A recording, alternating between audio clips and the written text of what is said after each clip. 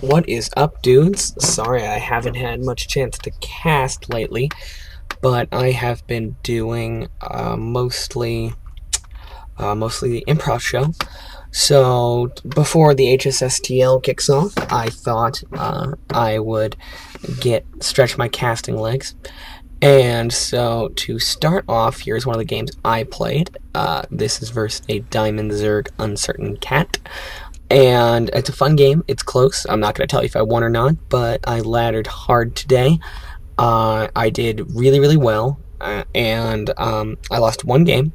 And I will tell you the game I lost was pretty awesome, and it just might be this one. So, and it also was versus a Zerg, so this could be it. But long story short, this is a close game. It's a fun game, and I thought it would be cool whether I won or lost. So let's get started. It's kind of a longer game, as most of the interesting ones are, so we're actually going to fast forward a little bit. I got Proxy 2 gated earlier, so I guess I went 5 and 2. I got Proxy 2 gated on Shakuras, because you know how Shakuras is almost always cross-map now. So this guy put the pylons on the low ground, and then he... Oh, also, I'm doing a lot of typing, so that's why there's nothing going on here. He put the pylons on the low ground and then set up the gates in my base, and essentially I was screwed from there. So I was still a little annoyed about that, and here we are. This is just me setting it up.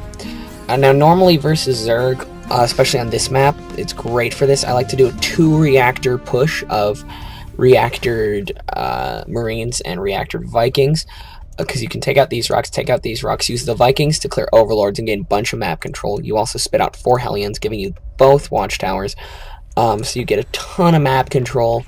You get complete control of the skies, and then you can waltz down in here with ease, set up a tank here, and then slow push your way into these, and then scout with the Vikings, and you'll just barely hit over there, allowing you to shell that. And then this is also slightly protected by the fog, and so it's an awesome map for that kind of build. And so we'll see just the normal stuff, and I'm doing, you know, the good old-fashioned bunker, being annoying, put it in there, can't mine real quick. I don't normally do this, but I just saw the opportunity because he went hatch pool, and so hatch pool gas, and so therefore I thought, alright, might as well force him to get some Zerglings and punish him a little bit and prevent him from mining. And so that's what I'm doing. And you'll start to see things get a little bit weird right about here. So here I am doing my cutesy little double, oh yeah, I almost canceled the bunker. Doing my cutesy little double reactor push, and oh, isn't it pretty? And there's kind of a crappy wall off right here. And so there we go, but hey, that looks like an odd number of Zerglings, and also notice that even though his expansion's been up for a little while, I'm still up on probes.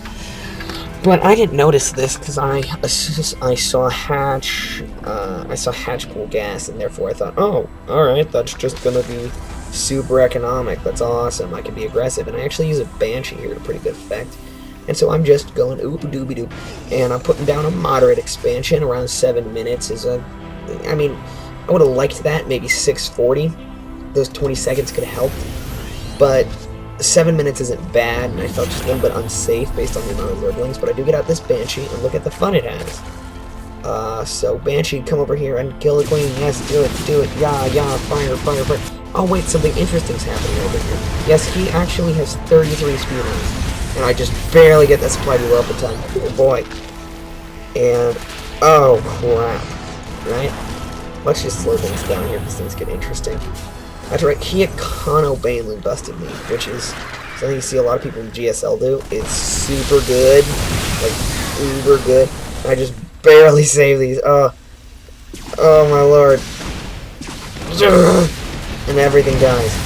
Everything dies. Oh god, that's so painful to watch. Everything freaking dies. Okay. Ugh. I have a worker there. But he didn't quite kill me. He didn't kill this, he didn't kill that, and he didn't kill any of these. Nor did he kill those. So at that point, I was sort of thinking, well, I immediately assumed more pressure, because you're looking at someone who's kind of gullible and oftentimes loses to like 1 or 2 base all-ins. Like, they're super good against me. So I have been like a billion times bitten, a little bit more shy. Oh, look. Hi, Grog. Hi. Grog's a cool dude. I doubt any of you know him. He's StarCraft.org, but Grog's awesome. And our clan won something on a win of mine, so he's giving me a little good job. You'll notice I have 3 workers to his 22. But he does something interesting, which is he doesn't kill me. I don't really get that. He gets a layer up, he starts setting up his upgrades, maybe. I don't know. So he gets up layer. Now let's fast forward till something interesting happens. So yes, let's fast forward till something interesting happens, and this probe disadvantage is awful, but I do have the Glorious Mule. And let's just check our APMs. Yeah, I run a really low APM, because I just macro, pretty much. Sometimes in battles I get higher, but I never spam, I only click when I need to. So, I mean, my normal running APM is like 66, appears to be the average, but right now all I can really do is get out probes, because there's nothing else to build, because I can't afford anything. Right there I was making a lot of stuff. So let's get back to the units tab, and he doesn't actually economize, which he really should have. Because he could have just pumped probes and completely punished me. And actually, I'm starting to realize, hey, this is a lot of tanks. And I just scouted Spire. And so therefore, oh, he isn't actually all that far ahead. I mean, he's super ahead. But I have mules, and I'm producing off of 2 base, and look at the lovely Spire popping. Isn't it gorgeous? So therefore, now my normal playstyle is mech, but at this point, what I needed was cheaper units, because I could not afford mech if I wanted to stay alive. And I also immediately panicked about mutas, because I assumed that the Spire had been up for longer.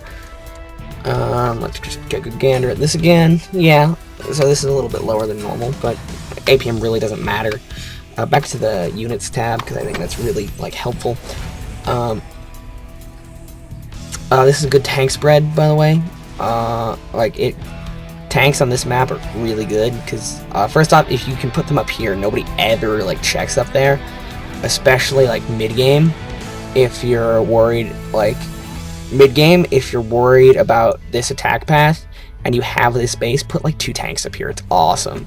They can just rip stuff to shreds, or do a tank drop up here. Don't actually kill them, just use the tanks to shell as their army comes by. It's hilarious. Just 1 tank, and it can just do so much damage, especially versus a Zerg. And I'm way behind in workers. That's bad, but I do have... Oh, wait, no, pardon me, I was looking at the Zerg list.